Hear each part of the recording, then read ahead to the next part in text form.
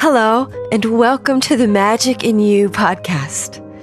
This is the place where we reconnect with the wonder of our childlike spirit and rediscover the timeless joy and wisdom found in children's books. Together, we'll transform these stories into powerful secrets for mastering life's challenges, finding the freedom to be your true self, and embracing the joy of your creative nature. I'm Gina Graves, board-certified coach, musician, and teacher. Thank you so much for being here. Have you ever stopped to think about what a miracle it is that you're here?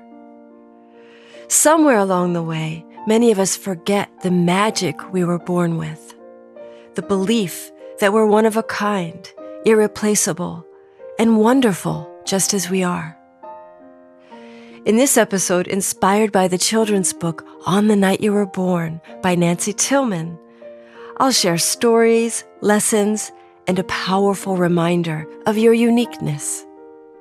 We'll uncover why we sometimes stop believing in ourselves, how to gently let go of the voices that hold us back, and then how to rediscover the magic of being the one and only ever you.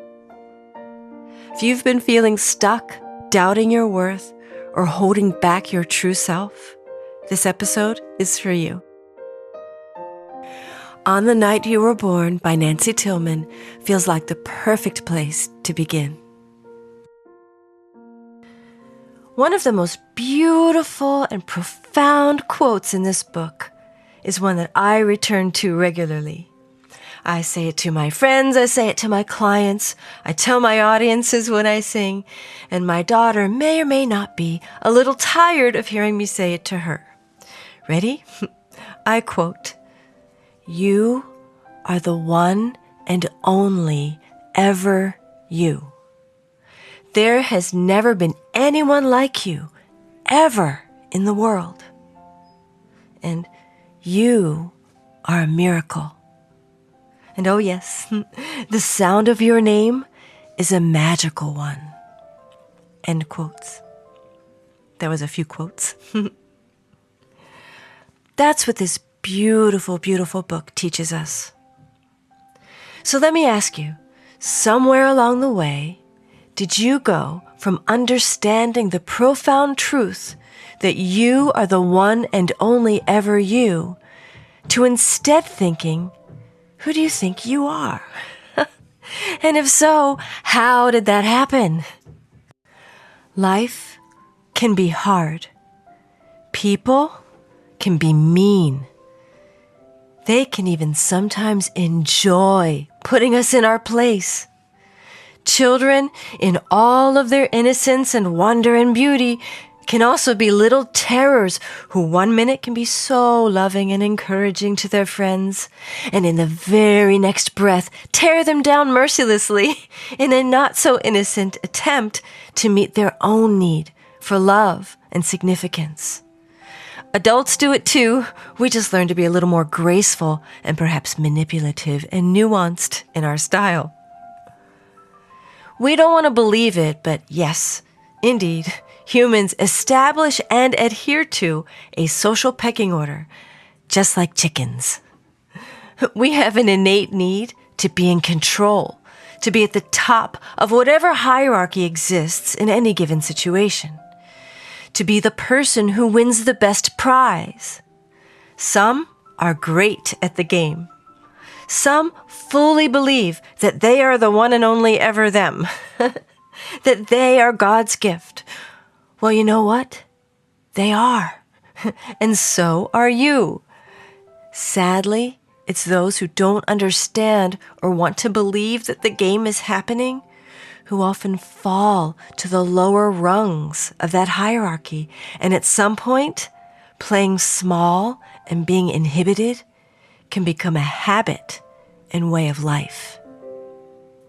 This, my friend, is the greatest tragedy.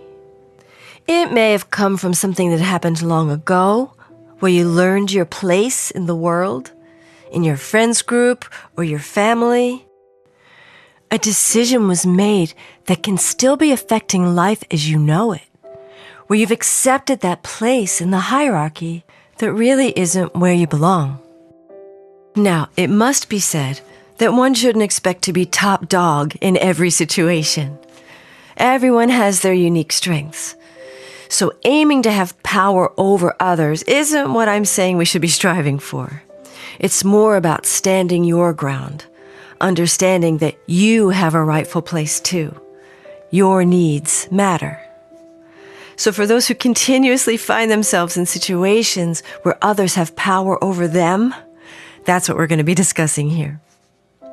I remember hearing the author Robert Greene talk about why he wrote his book, The 48 Laws of Power. And I was like, yes, that's why I bought it. It wasn't because he wanted to attract the power-hungry types. No, he wanted to help those who constantly found themselves powerless, losing the game, in last place. I read it many years ago, and my eyes were opened to all the ways that I had been manipulated throughout my life. Violins, please, right? Because as he demonstrates through countless historical examples, there are indeed people who have no problem asserting their power over others. But, our weaknesses can become our greatest strengths if we choose to work on them. Playing small and being inhibited is a learned habit. And so guess what? It's one that we can break. Personally, in a desperate attempt to get out of suffering, I was led down a path of curiosity, a deep desire to understand human nature and behavior. Why people would do the terrible things that they would do to others. Like, do some people even have a conscience or the ability to feel guilty at all? Well, if you read the 48 Laws of Power, you'll find that some don't. In having my own child and observing the behavior of her and her peers, and listening to her frustrations and pain, I probably learned more about human nature than in all my years of study. It's raw, it's honest, and it's unrefined. I'd like to share a story about my daughter that taught me how jealousy, can test even the closest friendships, and then the unexpected wisdom that can come from it. For a Halloween school project, families were invited to carve a pumpkin for a contest. Well, naturally, I'd forgotten all about it till the night before, at which time I frantically raced out and bought a couple of pumpkins, 2 in case, of course, we needed a backup. Then off to the dollar store where I could purchase whatever I could find to make it easy for a 6-year-old to decorate said pumpkin. We had a grand old time throwing together the silliest, googly-eyed, sparkly sage and purple pumpkin we could muster so that my daughter didn't have to go to school empty-handed. Well, as luck would have it, guess what? She won Spookiest Pumpkin.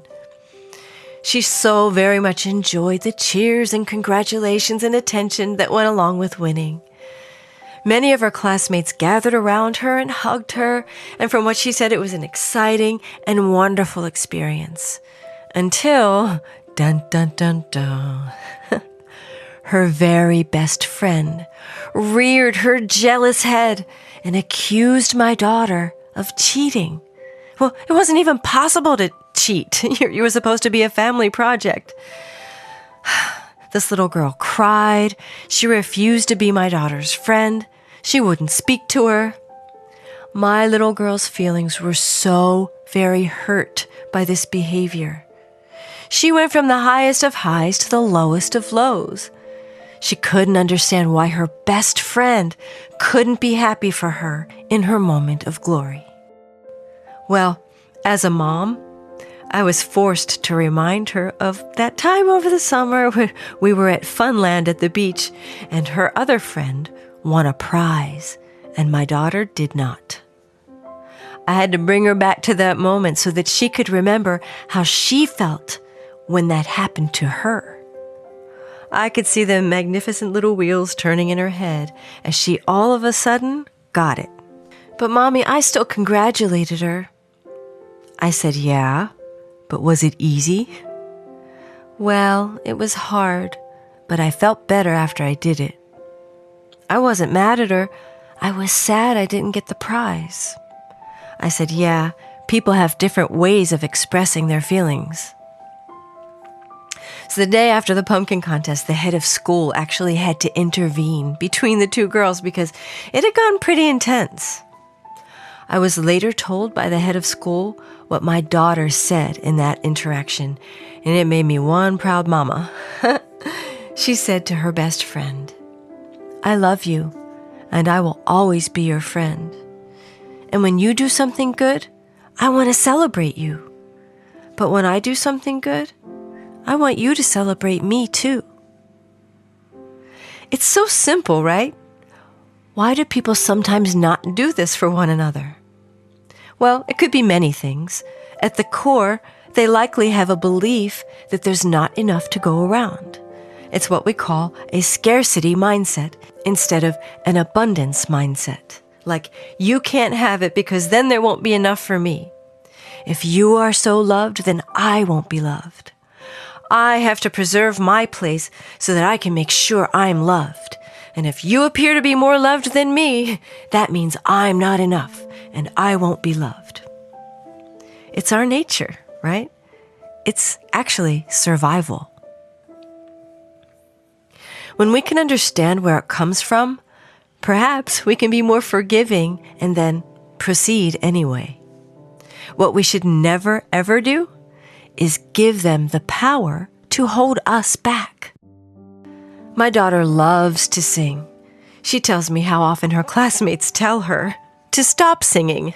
I ask her, "Are you singing when it's appropriate for you to be singing?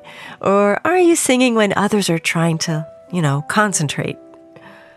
It's an important distinction because sometimes people will tear us down when they're jealous, but sometimes people will hurt our soul without realizing it or intending to.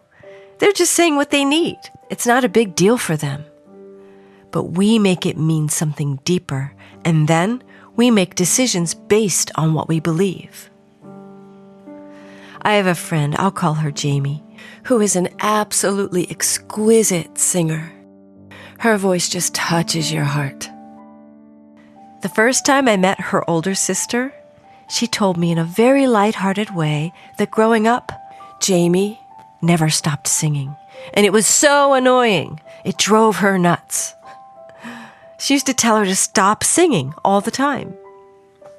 I couldn't believe what I was hearing. I wanted to go back to Jamie's little girl self and give her a hug and tell her to sing no matter what anyone tells you. Thankfully, she did not stop singing. Gosh, I know as well as anyone that silencing those inner critics can be a full-time job, so kudos to Jamie for honoring what her soul wanted. I have a client, I'll call her Maria, who had a similar experience with her sister. Her sister wasn't just annoyed. Her sister was like the terrible stepsisters from Cinderella. She was downright mean. She was jealous. She told Maria she sounded awful. It wasn't true. Her voice is lovely and natural and ever so sweet, just like Maria is. In the moment, Maria did stand her ground. She kept singing. She stood up to her sister, right?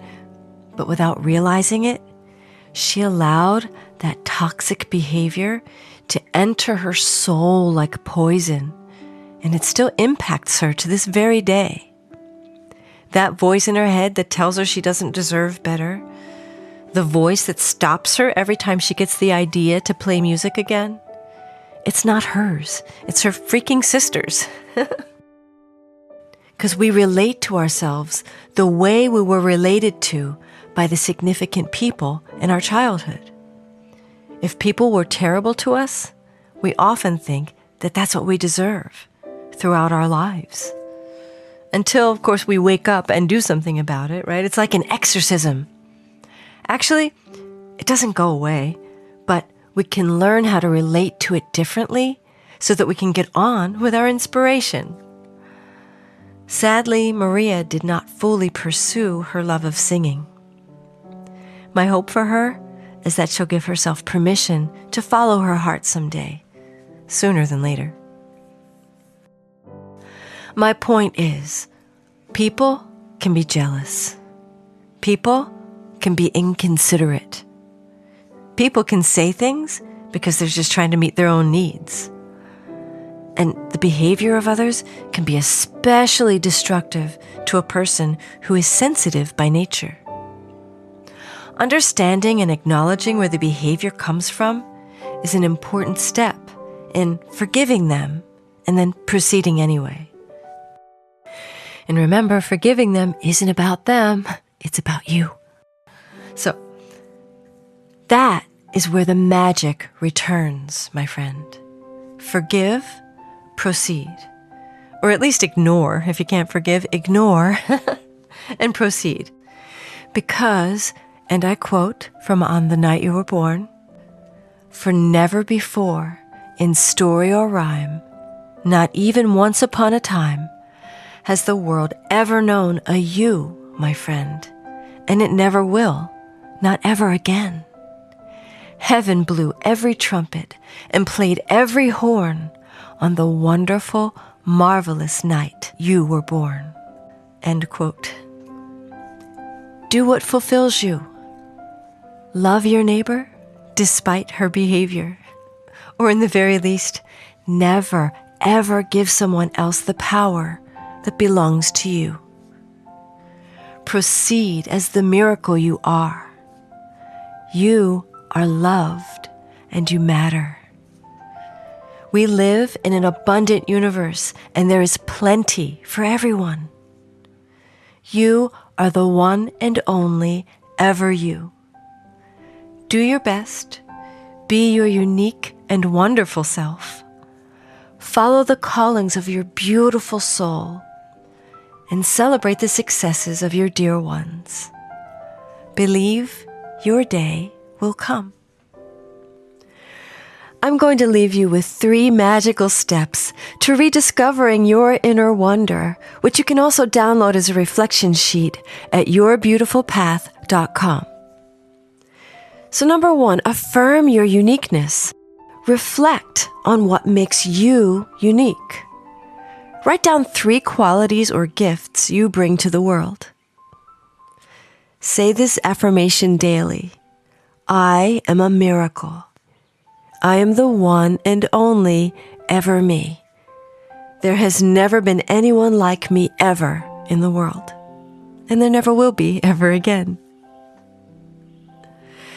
2, celebrate and forgive. So celebrate your wins, big or small. Share them with someone you trust, or treat yourself to something you love.